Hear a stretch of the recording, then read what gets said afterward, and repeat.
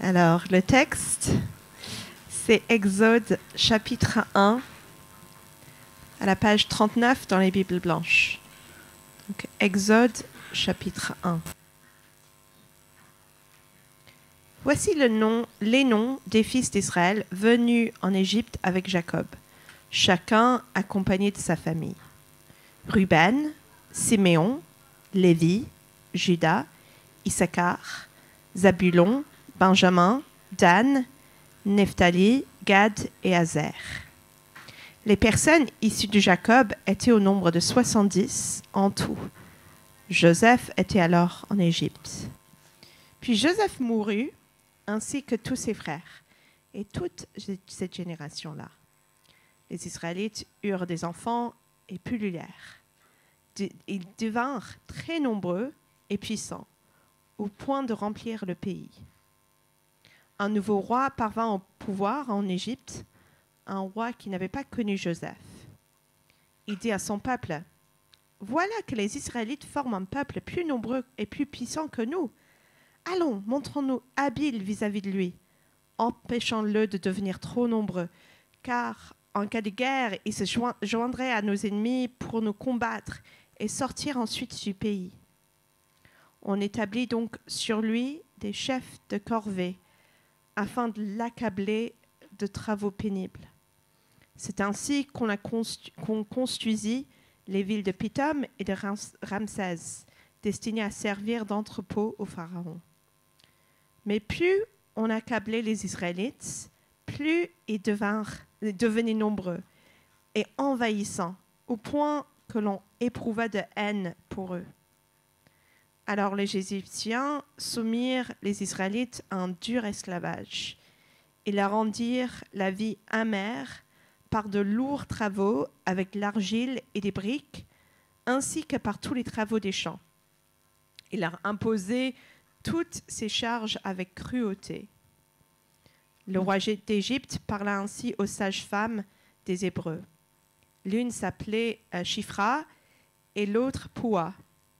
Il leur dit, « Quand vous aiderez les femmes des Hébreux à avoir leur enfant et que vous regarderez sur le siège d'accouchement, si c'est un garçon, faites-le mourir.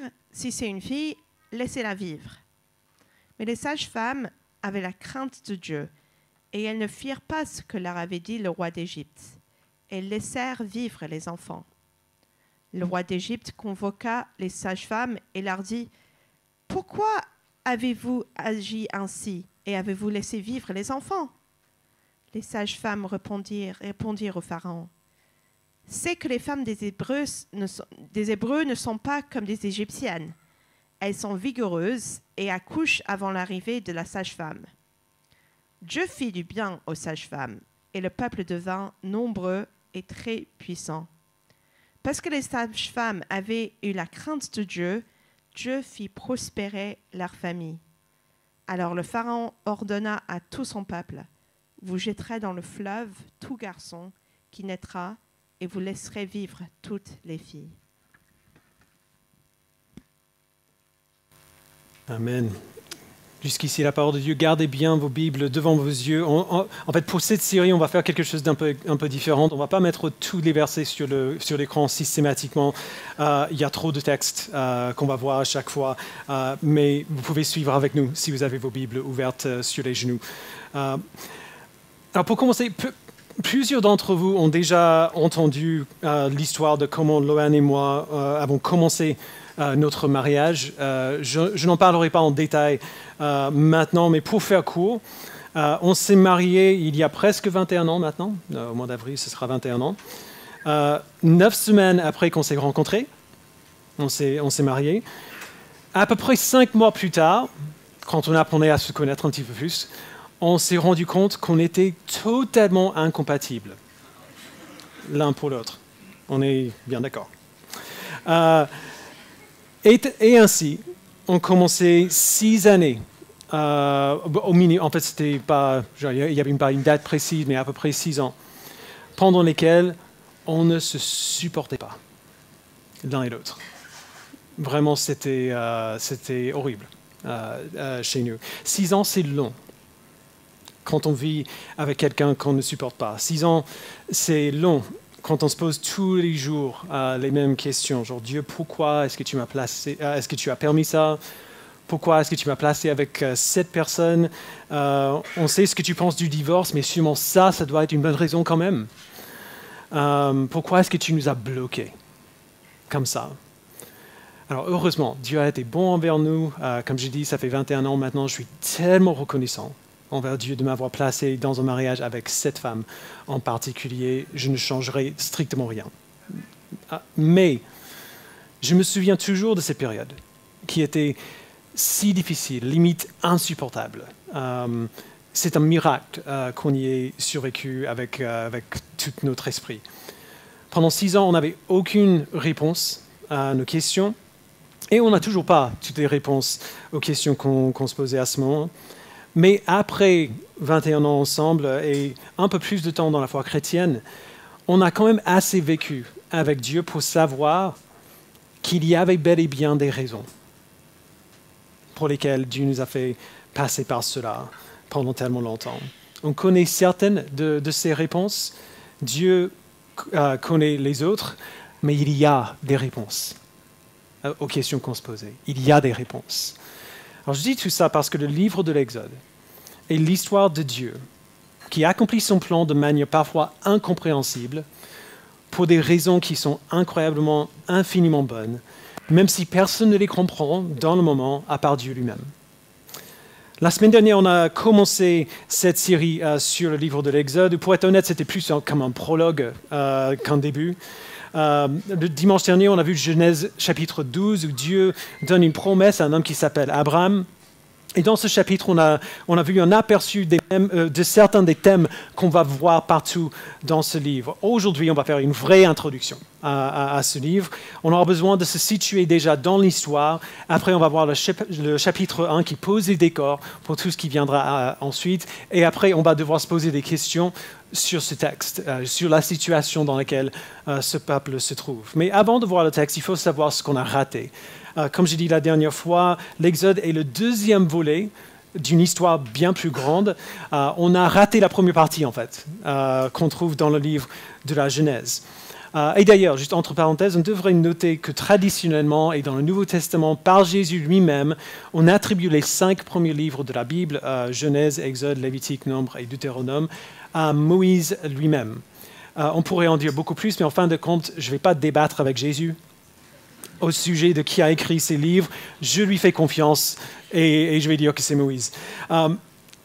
Qu'est-ce qui s'est passé dans le livre de la Genèse? Où on en est dans l'histoire quand on arrive à ce livre? Je vais aller très rapidement ici. Et après, d'ailleurs, on va faire une pause, juste pour respirer un petit peu avant de... on va voir un petit peu dans le texte et puis après, on fera une pause. Les chapitres 1 à 11 du livre de la Genèse racontent l'histoire du début du monde. Qui l'a créé? Donc, si vous ne l'avez pas lu, spoiler, c'est Dieu qui l'a créé. Comment il a fait, pourquoi il a fait, quels sont ses plans et ses buts pour la création. Et après, on voit la rébellion des hommes contre lui, la création plongée sous les effets de cette rébellion qu'on appelle péché. On voit tout cela d'ailleurs ou presque dans les 3 premiers chapitres de la Genèse. Et puis, au début du chapitre 12, on voit l'histoire du début du peuple choisi de Dieu. Dieu vient à un homme qui s'appelle Abraham et il lui fait une promesse que ses descendants à lui seront aussi nombreux que les étoiles dans le ciel et qui vont bénir toutes les nations de la terre. Le seul problème avec ça, c'est que Abraham et sa femme Sarah sont bien âgés et que Sarah, en plus de ça, est stérile. Eh bien, ce n'est pas un souci pour Dieu. Malgré leur âge et malgré la stérilité de Sarah, Dieu leur donne un fils, Isaac, qu'on appellera plus tard dans la Bible l'enfant de la promesse. Et puis au chapitre 12 à 25, on voit un peu l'histoire de sa famille. Après, on voit que Isaac a un fils qui s'appelle Jacob, à qui la promesse est aussi donnée. Et après, Jacob, lui, il a 12 fils. Le plus jeune, Joseph, est un peu le chouchou de son papa. Et en fait, Dieu lui parle pour de vrai. Il lui donne des rêves, des révélations. Il lui donne aussi la capacité à interpréter ses rêves. Ce que Dieu n'a pas donné apparemment à Joseph, c'est le tact Et donc, il n'hésite pas à raconter à ses frères ses rêves dans lesquels ses frères s'inclinent en soumission à Joseph. Alors, bien sûr, les frères n'aiment pas trop ça. Donc, ils vendent Joseph en esclavage en Égypte et racontent à leur père que Joseph s'est fait tuer par des bêtes. Donc, Joseph est envoyé en Égypte, il passe des années en prison, mais il y a quelque chose qui manque. Joseph, il a quelque chose qui manque à beaucoup de gens qui se trouvent dans de telles situations. Il a à la foi que Dieu avait une raison de l'avoir placé là. Et un jour, il apprend quelle est cette raison. Les révélations que Dieu donne à Joseph lui permettent de gagner l'approbation du Pharaon, donc le roi d'Égypte, qui libère Joseph de la prison et qui lui confie des responsabilités. Et après, Joseph devient essentiellement comme le premier ministre de l'Égypte. Et c'est ainsi qu'il est capable, grâce à une révélation de Dieu, de prévoir pour une famine énorme qui arrive sur la région. Joseph a le temps de se préparer, de préparer tout le pays. Et du coup, quand la famine arrive, tout le monde autour vient en Égypte pour avoir à manger. Tout le monde, y compris les frères de Joseph. Ils ne le reconnaissent pas tout de suite, mais après un petit moment, Joseph révèle son identité à ses frères et il leur pardonne ce qu'ils lui ont fait. Pourquoi est-ce qu'il le pardonne? Comment est-ce qu'il arrive à le pardonner? Eh bien, Joseph leur dit dans Genèse 50, verset 20, il dit « Vous aviez projeté me faire du mal, mais Dieu l'a changé en bien, pour accomplir ce qui arrive aujourd'hui, pour sauver la vie à un peuple nombreux. » Alors, suite à ça, toute la famille de Jacob vient vivre en Égypte avec Joseph, avec la pleine bénédiction du Pharaon. C'est là où le livre de la Genèse se termine et où l'Exode commence. Alors, dans le premier chapitre de l'Exode qu'on vient de lire, on voit deux choses différentes et les deux sont le contexte pour ce qui vient après dans le livre. C'est tout ce qu'on va voir ce matin. La première chose que nous voyons, c'est que la promesse que Dieu a faite à Abraham, Isaac et à Jacob est au moins partiellement accomplie déjà. Et la deuxième, c'est qu'il y a une menace très importante qui vient bientôt contre cette promesse, ou au moins on dirait.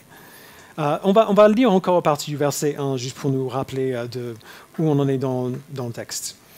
Donc, verset 1, « Voici les noms des fils d'Israël venus en Égypte avec Jacob, chacun accompagné de sa famille. Ruben, Simeon, Lévi, Juda, Issachar, Zabulon, Benjamin, Nephtali, Gad et Aser. » J'étais certain que ça allait arriver au moins une fois. Les personnes issues de Jacob étaient au nombre de 70 en tout. Joseph était alors en Égypte, puis Joseph mourut, ainsi que tous les frères et toute cette génération. Là, les Israélites eurent des enfants et pullulèrent. Ils devinrent très nombreux et puissants au point de remplir le pays. Alors très rapidement, on voit déjà que Dieu commence à accomplir la première partie de sa promesse à Abraham, que ses descendants se multiplieraient et deviendraient très nombreux. Et non seulement ici, ils sont devenus très nombreux, ils sont devenus aussi très puissants, au point où le roi de l'Égypte va commencer à les redouter. Alors je dis que la promesse n'était que partiellement accomplie, parce que même si le peuple s'était multiplié et était devenu nombreux, il y a une grande partie qui manque encore. Dieu a promis que les descendants d'Abraham se multiplieraient, donc c'est bon, et qu'ils béniraient toutes les nations de la terre à partir d'un lieu spécifique. Quand Dieu a donné cette promesse à Abraham, il a promis de leur donner le pays où Abraham se trouvait à ce moment, le pays de Canaan, comme héritage.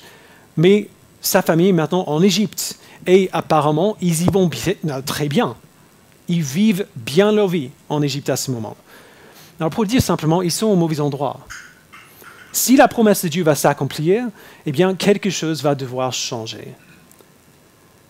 Alors, tant que les rois d'Égypte se souvenaient de Joseph, cette croissance massive du peuple d'Israël aurait pu être vue comme un atout plutôt qu'une menace, parce que le pharaon qui connaissait Joseph l'estimait énormément, et par extension sa famille.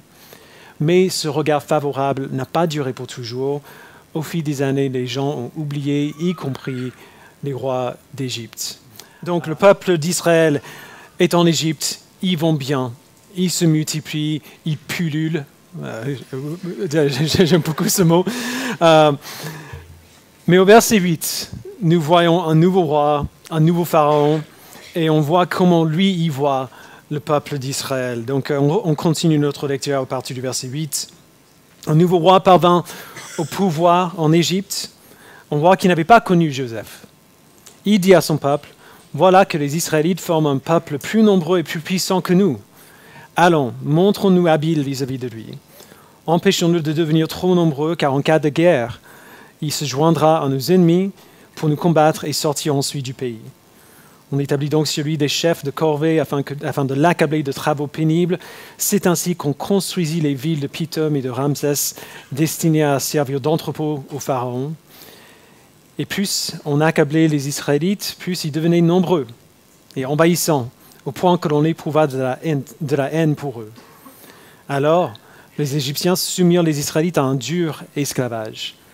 Ils leur rendirent la vie amère par de lourds travaux, avec de l'argile et des briques, ainsi que tous les travaux des champs. Il leur imposait toutes ces charges avec cruauté.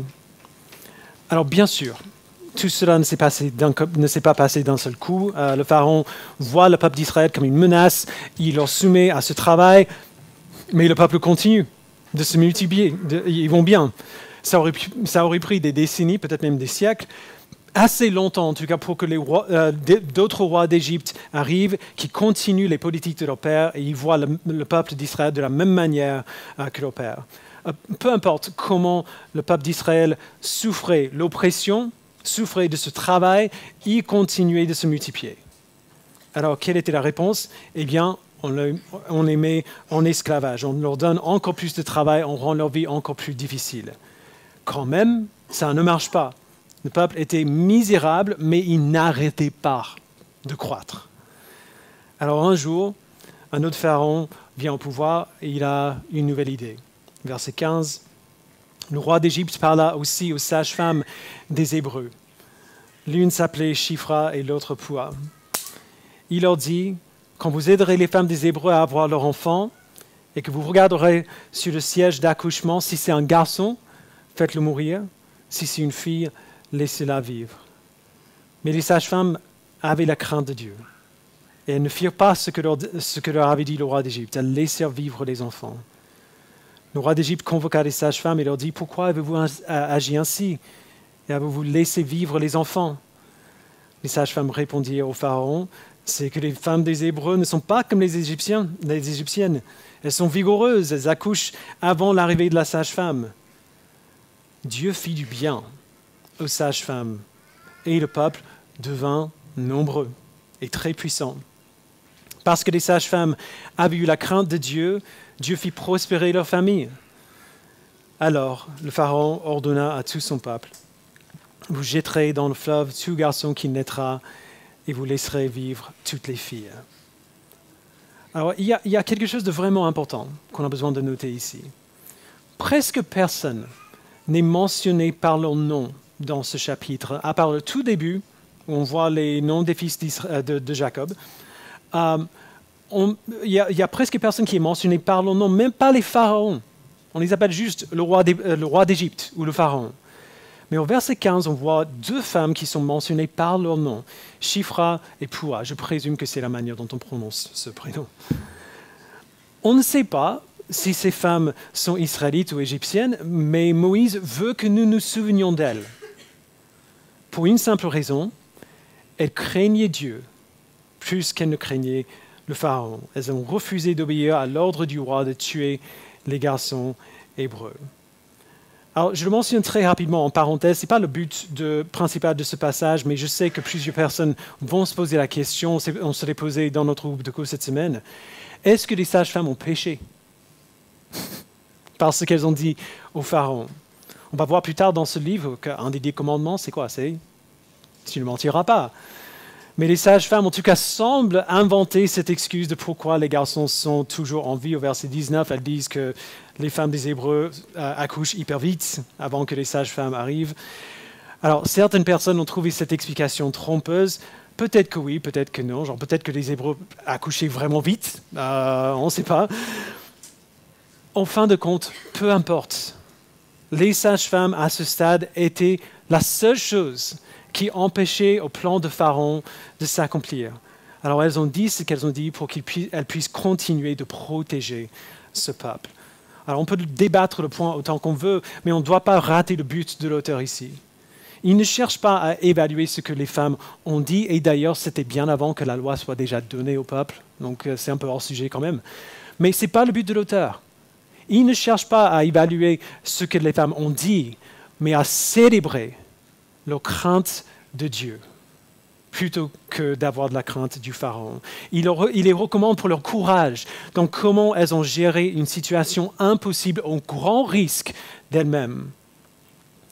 Il veut montrer comment Dieu a bien traité ces femmes à cause de leur courage pour protéger son peuple. Leur crainte de Dieu et leur courage face au Pharaon sont récompensés par Dieu.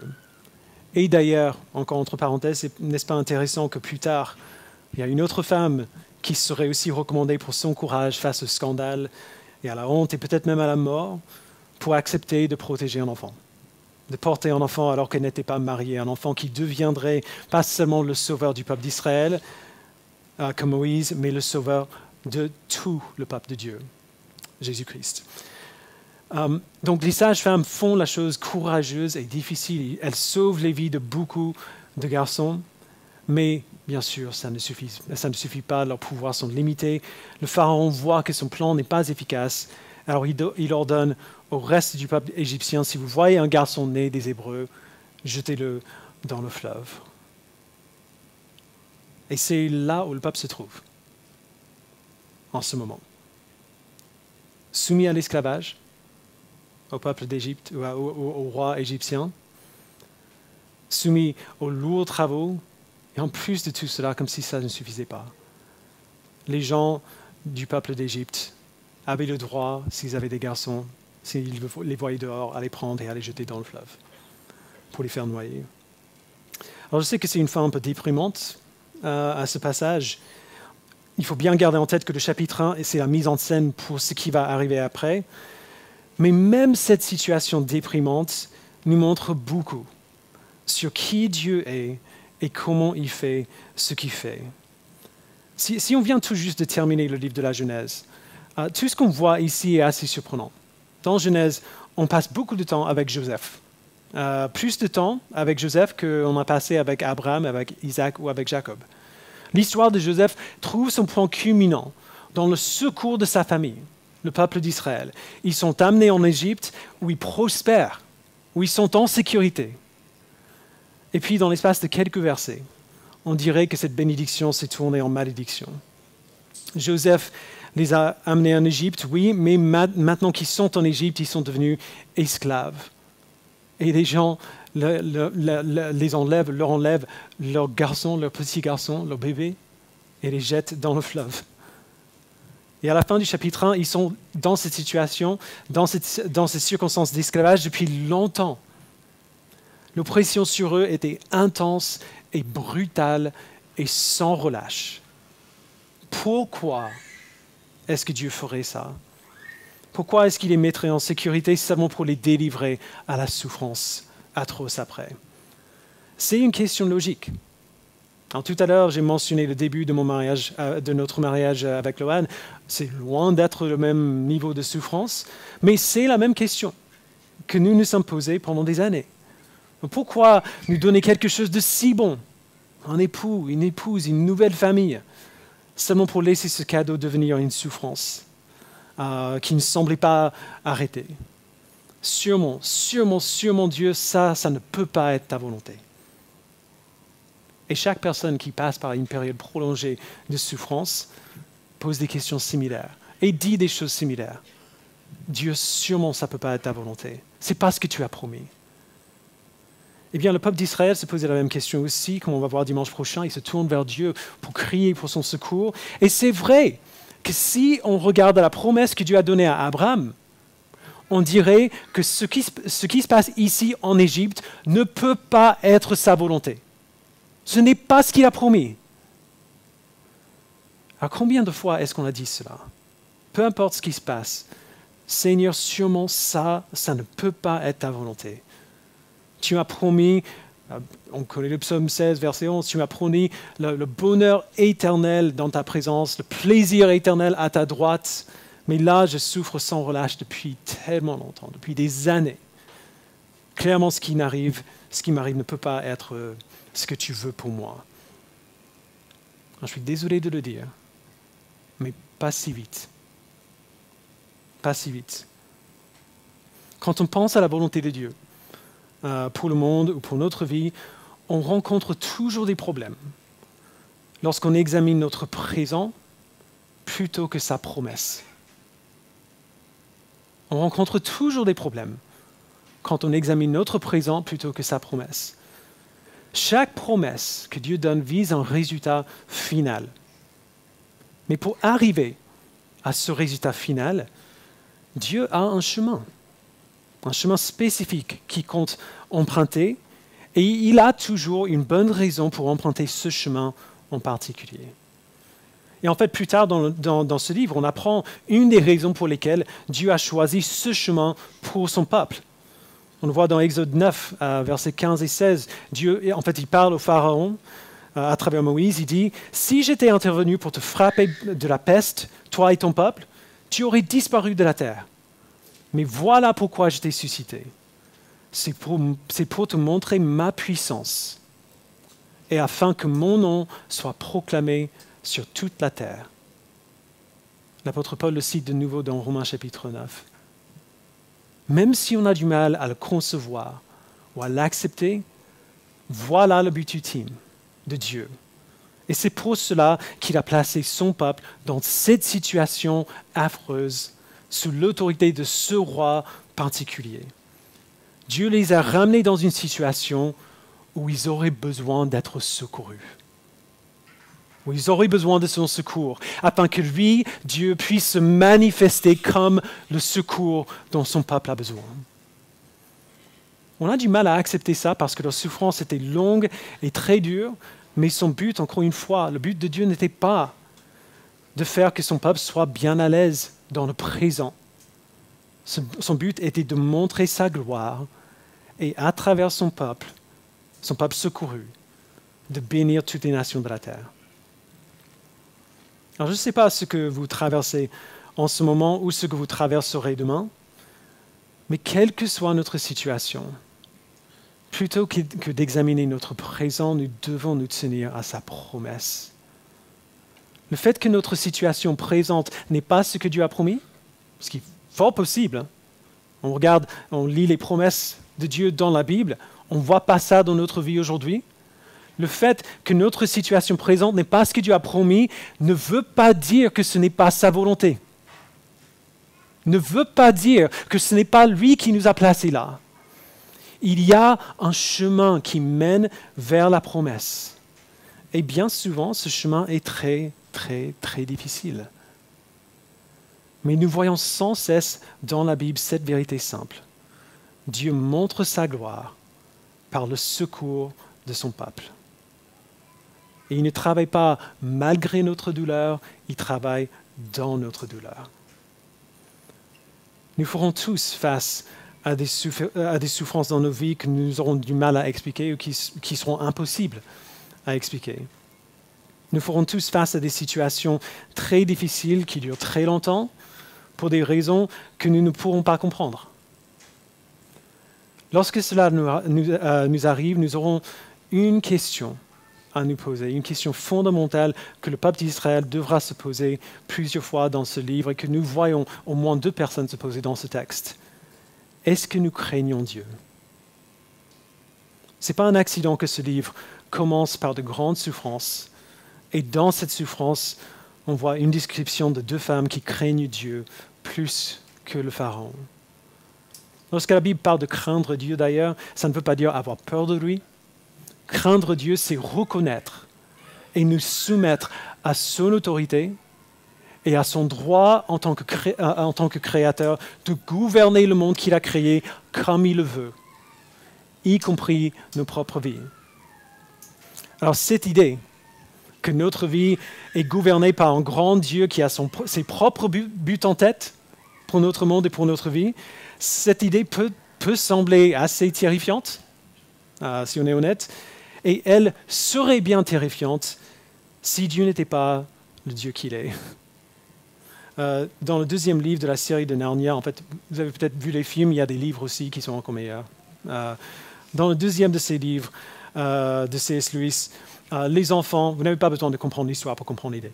Les enfants parlent à M. Castor et Mme Castor, qui les préparent à rencontrer le roi de Narnia, qui est en l'occurrence un lion, qui s'appelle Aslan.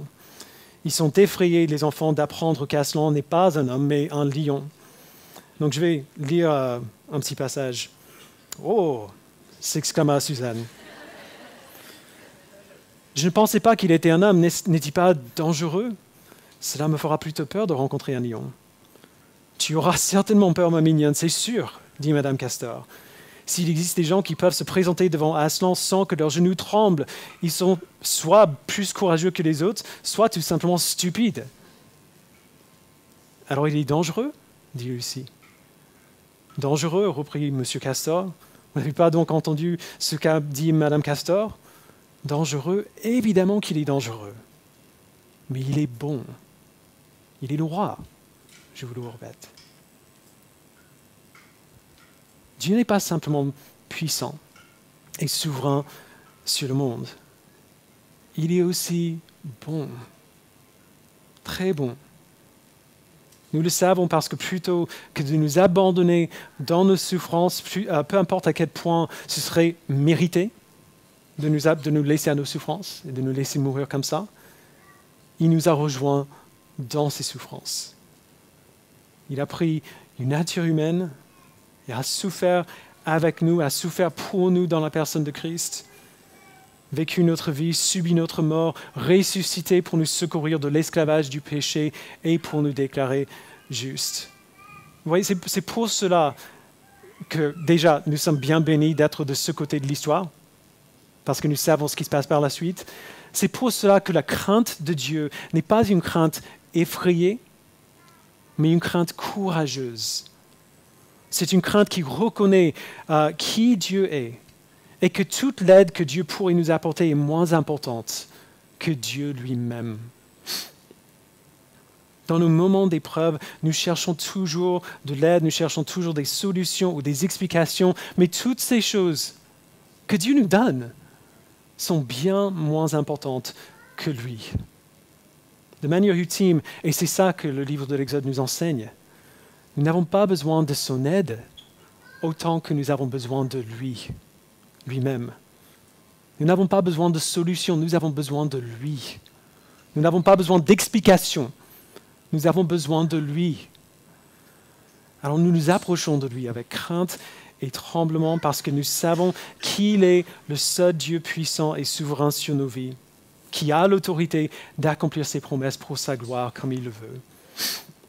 Mais nous venons aussi vers lui avec espoir, avec courage, parce que nous savons qu'il est bon. Dangereux, oui, mais bon. Nous pouvons lui faire confiance. Alors pour terminer, laissez-moi vous donner 2 manières dont on peut déjà préparer pour ce livre et répondre à ce livre, peu importe ce qu'on est en train de vivre en ce moment. Premièrement, tournez-vous dès maintenant et continuellement vers Dieu. Vous avez besoin de lui, vous avez besoin de lui lui-même, plus que vous avez besoin de son aide. Commencez maintenant à travailler ses muscles. De vous tourner vers lui dans les bons moments et dans les mauvais, pour apprendre qu'il est digne de confiance, qu'il est sage et qu'il est bon. Vous aurez besoin de ces muscles-là. Si ce n'est pas encore arrivé, ça va arriver. Lorsque ces moments de souffrance viendront, vous aurez besoin de ces muscles. Alors, apprenez à vous tourner vers lui maintenant, à apprendre à lui faire confiance maintenant.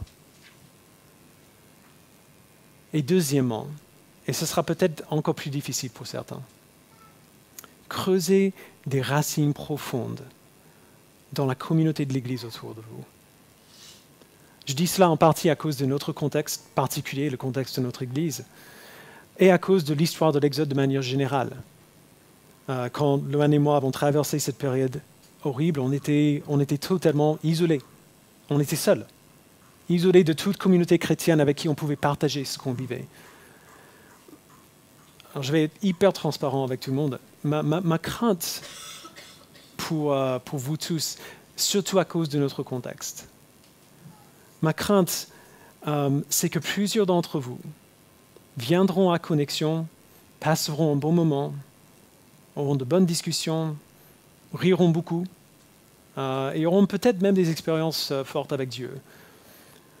Mais après, une période de souffrance intense viendra et vous serez seuls.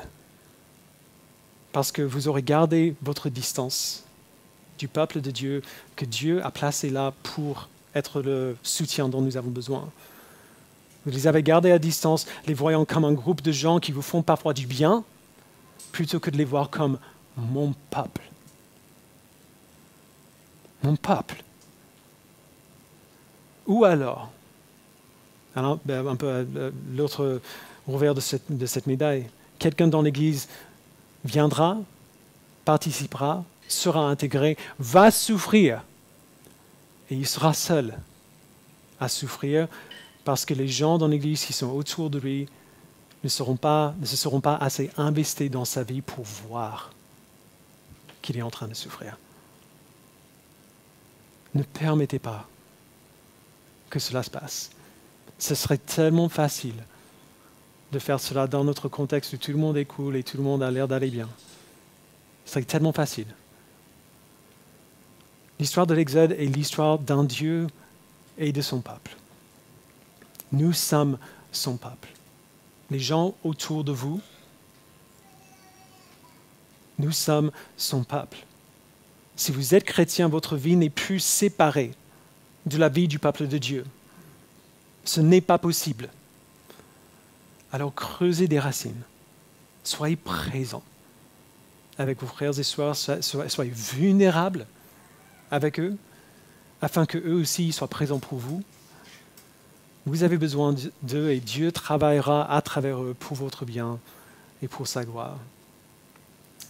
Alors, ma prière pour cette série, et je termine là, c'est que nous grandissions tous dans notre confiance en lui et dans notre joie de savoir que le Dieu qui vient au secours du peuple d'Israël, c'est le même Dieu qui règne sur nos vies aujourd'hui. Et que nous grandissions dans cette confiance ensemble, que nous puissions nous encourager les uns les autres à savoir que ce Dieu-là, ce Dieu qu'on explore dans ce livre, c'est notre Dieu aujourd'hui. Pour qu'on soit là les uns pour les autres, pour nous soutenir dans de tels moments. Mais bon, en attendant de voir tout cela par la suite, je vous invite à prier. Père, merci infiniment pour ta grâce. C'est dur de lire des textes comme Exode 1 et voir beaucoup de grâce. Mais nous voyons déjà ta main à l'œuvre. Même si c'était nécessaire de faire passer ton peuple par cette période tellement difficile, les raisons pour lesquelles tu l'as faite sont tellement plus grandes, tellement plus merveilleuses. Ce que nous vivons aujourd'hui avec toi, notre salut actuel, est possible parce que tu as fait que le peuple passe par ça. Je prie, Père, que tu nous donnes des yeux grands ouverts pour voir que tu n'as pas changé de mode opératoire au fil des siècles. Que lorsque nous traversons des moments difficiles, des périodes difficiles ou incompréhensibles, lorsque nous avons des membres de la famille qui souffrent ou des amis qui souffrent et on ne sait pas pourquoi, il n'y a aucune explication, aucune logique, on voit pas du tout comment tu pourrais en tirer quelque bienfait que ce soit. Donne-nous la confiance que tu sais ce que tu fais. Tu es puissant, tu es souverain, tu es sage et tu es bon. Permets-nous de te craindre, comme ces deux femmes t'ont craint. Permets-nous d'avoir cette crainte saine et sainte de toi, qui ne te prend pas à la légère, mais en même temps qui nous permet de nous approcher de toi avec courage, parce qu'on sait que même si tu es dangereux, tu es aussi très, très, très bon. Fais-nous grandir dans cette confiance et dans cette assurance, Père. Merci, merci pour ton œuvre, dans ton peuple, en Jésus-Christ, en nous-mêmes, dans cette Église, dans ce monde. Au nom de Christ, nous le prions. Amen.